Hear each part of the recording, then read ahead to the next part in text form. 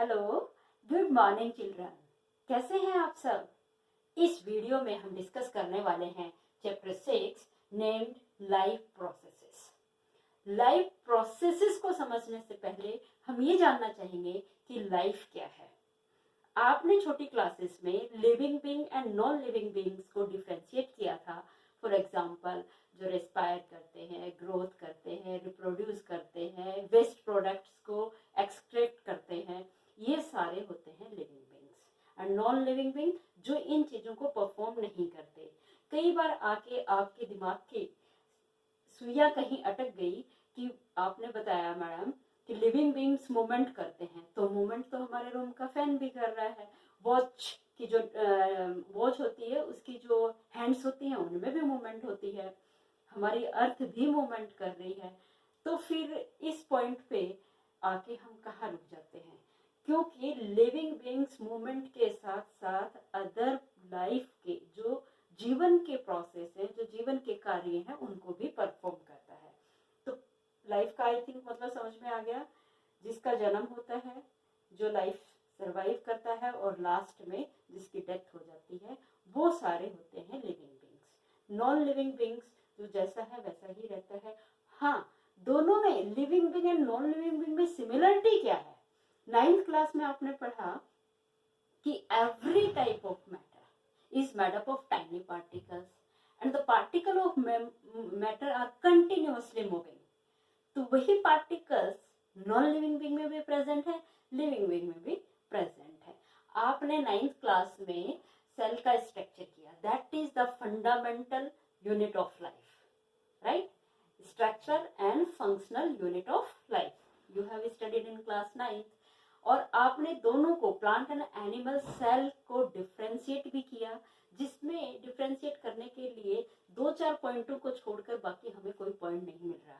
आपने क्या देखा कि प्लांट एंड एनिमल्स दोनों की जो फंडामेंटल यूनिट है वो ऑलमोस्ट सेम होती है, बट जो सेल है वो उसके जो सेल ऑर्गेनेलीज हैं, they all are made up of molecules and molecule itself are non living. तो यानी जो लिविंग लाइफ स्टार्ट हुई है वो कहाँ से हुई है? नॉन लिविंग से। यहाँ तक बात क्लियर होगी। तो अब हम इस चैप्टर के लाइफ का कंसेप्ट क्लियर हो गया, जिसका बर्थ होता है, लाइफ स्पेन होता है और लास्ट में डेथ हो जाती है, that is called life. Is it clear? अब इस चैप्टर में जो हमने कवर करना है, we will cover very important processes in this chapter.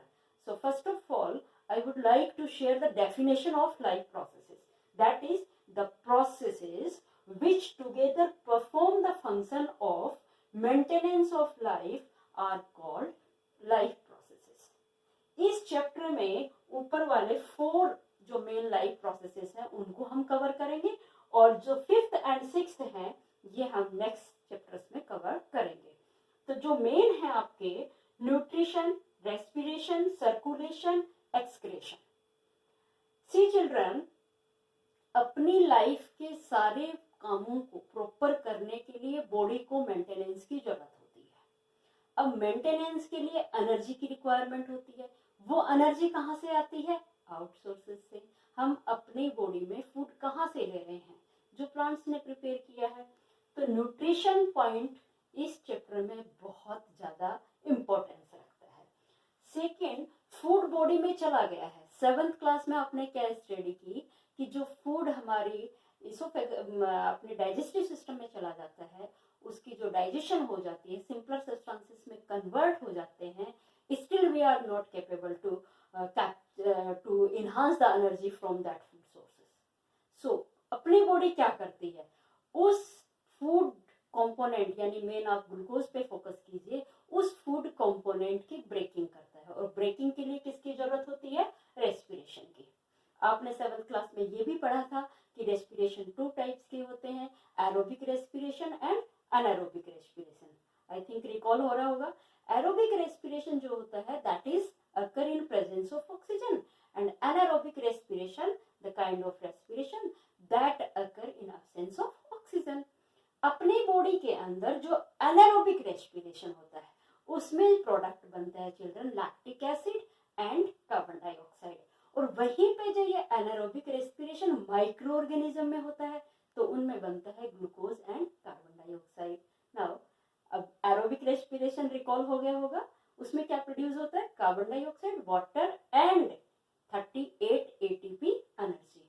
Anaerobic respiration में 2 एटीपी एनर्जी मॉलिक्यूल प्रोड्यूस होते हैं। What do we mean by ATP? Adenosine triphosphate molecule. Is it clear? यहाँ तक ये आपकी प्रीवियस क्लास का कंसेप्ट चल रहा है। ठीक है जी, सेल ने एनर्जी प्रोड्यूस कर दी और सेल का कौन सा इंपॉर्टेंट ऑर्गन है? That is the mitochondria. आपने 9th में इसके डिटेल में स्टडी की है, हर सेल ऑर्गेनेली का क्या क्या फंक्शन होता है। माइटोकॉन्ड्रिया में एनर्जी स्टोर्ड है, अब हर सेल की माइटोकॉन्ड्रिया में है। अब बाकी पार्ट्स को जो एनर्जी की रिक्वायरमेंट है वो कैसे चलेगी? तो दैट इज, इसके लिए गॉड ने हमें दिया है सर्कुलेटरी सिस्टम। ठीक है, ये भी एक लाइफ प्रोसेस है। अब बॉडी में एनर्जी की रिक्वायरमेंट फुलफिल हो गई है, बॉडी की मेंटेनेंस हो गई है, जहां कहीं पे कोई भी केमिकल रिएक्शन होती है, कुछ ना कुछ बाई प्रोडक्ट्स भी बनते हैं जो हमारी बॉडी के लिए यूजफुल नहीं होते, तो उन वेस्ट प्रोडक्ट्स को बॉडी से बाहर निकालना बहुत जरूरी होता है। तो उसके लिए चिल्ड्रन प्रोसेस होता है excretion. Right now control and coordination हम करेंगे 7th चैप्टर में, रिप्रोडक्शन हम करेंगे 8th चैप्टर में। अब जो ये लाइफ प्रोसेसेस हैं, unicellular cell and multicellular cell organism आपने 9th क्लास में किए हैं। What do you mean by unicellular organism? The organism having a single cell and that single cell perform all these life processes is known as unicellular organisms. An example of unicellular organisms, amoeba, paramecium, euglena, right? Next आता है multicellular organisms. अब हम लोग human being, बाकी और भी बहुत सारे एनिमल्स, आपने क्लासिफिकेशन में सारा पढ़ा हुआ है कि जो नॉन कॉर्डेट्स हैं उनके कितने फैमिलीज हैं, उनको कितने पार्ट्स में डिवाइड किया गया है। कॉर्डेट्स पे हम डायरेक्ट फोकस कर लेते हैं। तो कॉर्डेट्स कौन कौन से थे? पीसीज थे, उसके बाद amphibian, then reptile, then Aves, और लास्ट में आते हैं हम लोग mammals. So we all are made up of multi cells, बहुत सारी सेल्स के हम लोग बने हुए होते हैं। अपनी बॉडी जिसमें हर सेल सराउंडिंग के कांटेक्ट में नहीं होती, इसीलिए गॉड ने ये सारे सिस्टम्स हमारी बॉडी में बनाए हैं। ऑर्गेनाइजेशन का लेवल आप 7th क्लास में किया है, आपने थोड़ा बहुत 8th में भी किया था। क्या होता है, जो फंडामेंटल यूनिट है लाइफ की, that is the cell.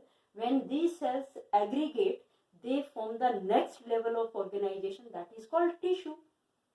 Tissue में क्या होते हैं? सेम स्ट्रक्चर की, सेम फंक्शन करने वाली सेल्स का ग्रुप। When this tissue organized and create a further unit that is called organs. When different types of organs combinedly carry out a single function, then they form a organ system. So children, अपने body में 10 main organ systems है, right? और उन सारे systems को, जिसमें से 5-6 आपके सिलेबस में है, जो हम इन 3 चैप्टर्स में कवर करेंगे। तो आई थिंक अब लाइफ प्रोसेस और जो मेन इस चैप्टर में हमने करने हैं वो क्लियर हो गया होगा। तो नेक्स्ट हमारा सबसे पहला जो प्रोसेस है, आज हम न्यूट्रिशन के ऊपर फोकस करेंगे और ज्यादातर हम उन्हीं पॉइंट्स को कवर करेंगे जो अभी तक हमें पता है, फिर हम इस चैप्टर की डेप्थ की तरफ पहुंचेंगे। देखिए जी, nutrition, what do you mean by nutrition? The process of acquiring food that is needed for nourishment and sustenance of the organism is called nutrition. और सिंपल टर्म में हम कैसे बोल देंगे? Taking of food by from different sources is known as nutrition. अलग अलग sources से food gain करने को क्या बोलते हैं? न्यूट्रिशन। मोड ऑफ न्यूट्रिशन, अब वो फूड अलग अलग किस तरीके से गेन किया जाता है? तो ये है चिल्ड्रन 2 टाइप्स के मोड ऑफ न्यूट्रिशन है, autotrophic nutrition and heterotrophic nutrition. Autotrophic nutrition में क्या होता है चिल्ड्रन? आपने 6th क्लास में भी थोड़ा बहुत किया है, अगेन मैं पॉइंट करूंगी कि 7th में भी आपने काफी किया है। What do you mean bye autotrophic nutrition? A mode of nutrition in which organisms are capable to synthesize their own food by using simpler inorganic substances, say carbon dioxide and water, sunlight in presence of chlorophyll. तो ये capability किन किन living beings में है? Green plants में है, blue green algae में है, सम बैक्टीरियाज में भी ये कैपेसिटी होती है। तो यूग्लेना क्या है? एक कनेक्टिंग ऑर्गेनिज्म है। किस किस के बीच का? प्लांट एंड एनिमल्स के बीच का। उसके मैक्सिमम कैरेक्टरिस्टिक्स एनिमल्स के साथ मैच होते हैं, तो कुछ कैरेक्टरिस्टिक्स उसके प्लांट्स के साथ भी मैच होते हैं। Even it is a unicellular organisms. Cell की आप पहले ही कर चुके हैं कि सेल्स भी 2 टाइप्स की होती है, प्रोकैरियोट्स एंड यूकैरियोटिक। प्रोकैरियोटिक का मतलब जिन सेल्स में जो न्यूक्लियर मटेरियल है, जो न्यूक्लियस है उसका, उसमें कोई न्यूक्लियर मेम्ब्रेन प्रेजेंट नहीं होती, ना ही अदर जो अदर ऑर्गेनेलीज हैं उनमें भी मेम्ब्रेन नहीं होती। सारे के सारे साइटोप्लाज्म में ही सस्पेंडेड रहते हैं। और जो यूकैरियोटिक सेल्स होते हैं, वेल डिफाइंड न्यूक्लियर मेम्ब्रेन होती है, माइटोकॉन्ड्रियल मेम्ब्रेन होती है। आई मीन टू से कि अलग अलग ऑर्गन साइटोप्लाज्म में अपनी अपनी आउटर कवरिंग के साथ लोकेट होते हैं। यहाँ तक कंसेप्ट क्लियर है। तो है ऑटोट्रोफिक न्यूट्रिशन। यूग्लेना से हम कहाँ पहुंच गए? अब मेन फोकस हम किस पे करेंगे? प्लांट्स पे। सिर्फ अभी मैं डेफिनेशन इसकी करवा रही हूँ, डिटेल प्रोसेस थोड़ा लेंथी है, वो हम नेक्स्ट वीडियो में करेंगे। तो ऑटोट्रोफिक ग्रीन प्लांट्स में वो कैपेसिटी होती है कि वो वाटर, एटमॉस्फेयर की कार्बन डाइऑक्साइड और सन से सनलाइट लेकर फूड को सिंथेसाइज कर सकते हैं। That process is known as autotrophic mode of nutrition. Next आता है children heterotrophic mode of nutrition. Heterotrophic का मतलब जिसमें लिविंग बीइंग अपने नरिशमेंट के लिए अदर सोर्सेस पे डिपेंड होता है। अब वो हेट्रोट्रोफ कौन कौन है? हम लोग भी हेट्रोट्रोफ्स हैं, मतलब all herbivorous, omnivorous and carnivorous. All organisms are known as heterotrophs.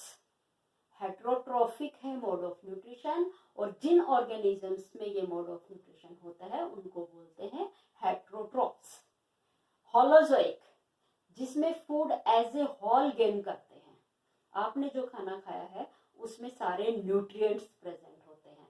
अब आप कहेंगे कि मैम न्यूट्रिएंट्स क्या है? राइट, ये भी बताना बहुत जरूरी है। न्यूट्रिएंट्स का मतलब जो हमारे फूड के कंस्टिट्यूएंट्स हैं। अब इन सारे न्यूट्रिएंट्स के बारे में आपने 6th क्लास में पढ़ा था। जो हमारे बेसिक न्यूट्रिएंट हैं, carbohydrate, fat, protein, vitamin, minerals, roughage and water. अब इसमें जो कार्बोहाइड्रेट है, ये और फैट दोनों एनर्जी गिविंग है। जो बॉडी में जितनी एनर्जी की रिक्वायरमेंट होती है, मैक्सिमम रिक्वायरमेंट की फुलफिलमेंट होती है कार्बोहाइड्रेट से। कार्बोहाइड्रेट किससे मिलते हैं आपको? जितने भी टाइप की सीरियल्स हैं और जो स्वीट फ्रूट्स होते हैं, जहां से भी मिठास आपको मिल रही है, उन सब में कार्बोहाइड्रेट प्रेजेंट होती है। ये बात आपने ध्यान रखनी है। फैट, और ये कार्बोहाइड्रेट प्लांट से भी मिलता है तो एनिमल से भी। मिल्क आपने लिया, बहुत बार देखा भी, एक्टिविटीज में भी, केमिस्ट्री में भी, उन सब मिल्क के अंदर भी कार्बोहाइड्रेट प्रेजेंट है। ग्रेन्स जितने भी हैं आपके, व्हीट हो गया, राइस, मेज, बाजरा, ऑल हैव कार्बोहाइड्रेट। नेक्स्ट आता है फैट। फैट हम प्लांट से भी गेन करते हैं तो एनिमल से भी। प्लांट से जितने टाइप्स के ईडेबल ऑयल्स हम लोग यूज करते हैं, उन सब में फैट प्रेजेंट होता है। एनिमल्स में अगेन मिल्क से मिलता है हमें फैट, एग से मिलता है, मीट से मिलता है। राइट, 3rd नंबर पे, तो ये दोनों कौन से न्यूट्रिएंट हो गए? Energy giving nutrient. 3rd जो आता है children, that is the protein. Protein body में जहां कहीं पे भी रिपेयरिंग की रिक्वायरमेंट होती है, वहां पे जाके प्रोटीन अपना काम करता है। और जितने सीरियल्स आप, जितने पल्सेस आप लोग खाते हैं, दाल, उन सब दालों के अंदर प्रोटीन प्रेजेंट होता है। आप लोग ग्रोइंग एज में हो तो आपके लिए जो सबसे हाईली रिच सोर्स है, दैट इज द स्प्राउट। तो आप आजकल आप लोग घरों में हैं, बैठ के आराम से पहले दिन आपने चने और साबुत मूंग भिगोने हैं। नेक्स्ट एक दिन की गैप के बाद वो जर्मिनेट हो जाते हैं, फिर उनको लीजिए, वो आपकी बॉडी के अंदर पूरी प्रोटीन की रिक्वायरमेंट को फुलफिल करेंगे। उसके बाद आते हैं विटामिन्स। तो जितने भी vegetables, green vegetable, green leafy fruits वगैरह हम लेते हैं उनमें विटामिन प्रेजेंट होते हैं। आपने इनकी डेफिशिएंसी से होने वाले जो डिजीज हैं उनसे भी आप फैमिलियर हैं, उनकी कैटेगरीज से भी आप फैमिलियर हैं। फॉर एग्जांपल विटामिन ए की डेफिशिएंसी से हमारी आईज में नाइट ब्लाइंडनेस हो जाती है, बी से बेरी बेरी डिजीज, सी से स्कर्वी, डी से रिकेट्स एंड सो ऑन। ये आप कर चुके हैं 6th क्लास में। तो ये क्या आ गए विटामिन। डाइजेशन की जरूरत किस किस की होती है बॉडी में? Protein, carbohydrate, fat and protein, इन तीनों को डाइजेस्ट करने की बॉडी को जरूरत होती है। तो जो रफेज है वो क्या काम कर रहे हैं बॉडी में? वो क्लीनिंग का काम करते हैं। जैसे घर में अपनी मम्मी झाड़ू से पूरे घर की सफाई करती है, तो जो रफेज है एक तो ये बॉडी के अंदर जाके और वाटर गेन करके स्वेल अप हो जाते हैं। तो हमें क्या लगता है जो डाइट है उससे हम कम खाते हैं। सेकेंड थिंग, अगर हमारी पूरी एलिमेंट्री कैनल पे जहाँ कहीं कोई डिपॉजिट रह जाता है उसको ये वॉश आउट करने का काम करते हैं। वाटर आपको फैमिलियर है, पूरी सर्कुलेशन प्रोसेस जो होते हैं वो वाटर से होता है। तो ये एक मैंने ब्रीफ लुक आपको दे दिया है न्यूट्रिएंट्स का। तो यहाँ तक आई थिंक कंसेप्ट क्लियर हो गया। होलोजोइक मोड ऑफ न्यूट्रिशन जो है उसमें आपने ऐसे होल ले लिया है और उसमें फिर फर्दर 5 स्टेप्स इन्वॉल्व होते हैं। फर्स्ट इज इनटेक, जो आपने किया उसका नाम क्या होता है? इजेशन। जैसे इंजेक्शन लगाते हैं बॉडी में, फूड हमने अंदर लिया तो क्या हो गया? इजेशन। फिर अंदर गया स्टमक, थोड़ा बक्कल केविटी में उसकी डाइजेशन हो रही है, फिर स्टमक में हो रही है और कंप्लीट डाइजेशन होती है स्मॉल इंटेस्टाइन में। तो that process is called digestion. पहला क्या हुआ? इजेशन, ठीक है। Second digestion. अब डाइजेस्ट हो गया है बॉडी में, तो आपने 9th में किया, हालांकि आगे भी मैं इसमें करवाऊंगी आपको, कि जो स्मॉल इंटेस्टाइन होती है उसमें फूड की अब्जॉर्प्शन होती है। तो उसको हम अब्जॉर्प्शन हो रही है तो प्रोसेस भी अब्जॉर्प्शन हो गया। अब्जॉर्ब करके फूड कहाँ जा रहा है? लिवर में जा रहा है। लिवर उसको ऑर्डर कर रहा है जिसकी जहाँ रिक्वायरमेंट है वहां पे भेज देता है। एनर्जी सबसे ज्यादा हमें कार्बोहाइड्रेट से मिलती है, तो जो एक्स्ट्रा कार्बोहाइड्रेट है वो हमारे लिवर के अंदर ही स्टोर रहता है in the form of glycogen, right. उसके बाद जो फैट है वो बॉडी के जितने इंटरनल हमारे ऑर्गन्स हैं उनके बाहर एक लेयर बना लेता है, स्किन के नीचे भी लेयर बनाता है। और कौन सा टिश्यू बनाता है? एडिपोज टिश्यू, जो आपने 9th में पढ़ा है। प्रोटीन ग्रोथ के लिए काम में आ जाता है और जहां कहीं बॉडी के अंदर कोई भी सेल डिस्ट्रॉय हो गई है उसकी मेंटेनेंस में प्रोटीन की रिक्वायरमेंट होती है। जब तक बॉडी के अंदर कार्बोहाइड्रेट एंड फैट प्रेजेंट है तब तक प्रोटीन की डिकम्पोजिशन नहीं होती एनर्जी गेन करने के लिए। जब हाँ ये दोनों बॉडी से खत्म हो जाते हैं फिर हमारी प्रोटीन की बर्निंग प्रोसेस शुरू होती है। तो ये जो अलग अलग जगह पे भेजने का काम कर रहा है लिवर ब्लड के through, that is known as assimilation. उसका टर्म का नाम क्या दिया है? पूरी बॉडी में डिस्ट्रीब्यूशन हो गई है डाइजेस्टेड फूड की, दैट इज कॉल्ड एसिमिलेशन। अब डाइजेशन के दौरान जो वेस्ट प्रोडक्ट बने हैं उसको बॉडी से कौन बाहर निकाल रहा है? स्मॉल इंटेस्टाइन से लार्ज इंटेस्टाइन में जा रहा है, रेक्टम में वो इकट्ठा होता चला जाता है और फिर हम उसको बॉडी से बाहर निकाल देते हैं। उसको बोलते हैं egestion. Ingestion, digestion, absorption, assimilation and egestion, in 5 steps को कंबाइंड करके बनता है होलोजोइक मोड ऑफ न्यूट्रिशन। और यही 5 स्टेप अमीबा जो कि यूनिसेलुलर ऑर्गेनिज्म है उसमें भी देखने को मिलता है। तो आई थिंक होलोजोइक का मतलब समझ में आ गया, जिसमें ये 5 स्टेप्स की इन्वॉल्वमेंट होती है। नेक्स्ट है children saprophytic mode of nutrition. Saprophytic का मतलब, सेप्रो का मतलब क्या होता है? जो चीज डेड एंड डिकेइंग है उनसे जो अपना ऑर्गेनिज्म, जो भी ऑर्गेनिज्म उन डेड एंड डिकेइंग सब्सटेंस से अपना फूड गेन करते हैं, वो मोड जो होता है that is called saprophytic mode of nutrition. And this type of organism are known as saprophytes. उनको हम क्या बोलेंगे?